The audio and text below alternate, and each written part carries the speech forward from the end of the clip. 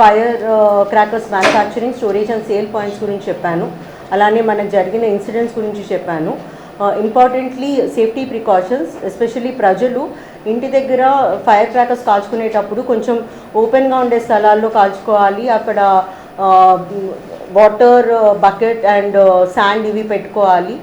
And they have to ensure ఈ rockets అవి పేల్చినప్పుడు అవి టువర్డ్స్ ద క్రౌడ్ వెళ్ళకుండా చూసుకోవాలి. ఇవన్నీ చాలా ఇంపార్టెంట్ ప్రికాషన్స్ తీసుకోవటము. లేకపోతే అనవసరంగా ఇన్సిడెంట్స్ అవుతున్నాయి, యాక్సిడెంట్స్ అవుతాయి. దెన్ ఈవెన్ 30% బర్న్స్ అయినా కానీ దానికి ఆ వూండ్ నుండి బయటికి రావడానికి చాలా టైం పడుతుంది. అండ్ మీకు అందరికీ తెలుసు, ఆ రోజు full night police is completely on duty. So ప్రజలందరూ కూడా కోఆపరేట్ చేయాలి అండ్ వాళ్ళకి వాళ్ళు సేఫ్గా ఉండాలని మేము ఆశిస్తున్నాము with respect to fire works.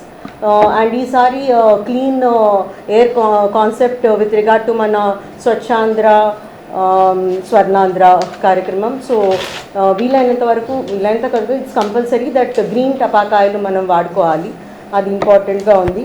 Then ఈ గడ్డి వాములు, పూరీలు, నూనె గోదాములు వంటి మండే స్వభావం ఉన్న ప్రదేశాల్లో కాల్చకూడదు. అట్లాంటివి మీరు చూసినా కానీ ప్రజలు కంపల్సరీగా ఇమ్మీడియట్గా పోలీసులకి ఇన్ఫామ్ చేయండి. మాకు డయల్ 100 ద్వారా 112 ద్వారా ఇమ్మీడియట్గా ఈ ఎటువంటి fire crackers illegal storage and manufacturing జరుగుతుంటే వెంటనే ఇన్ఫామ్ చేయండి.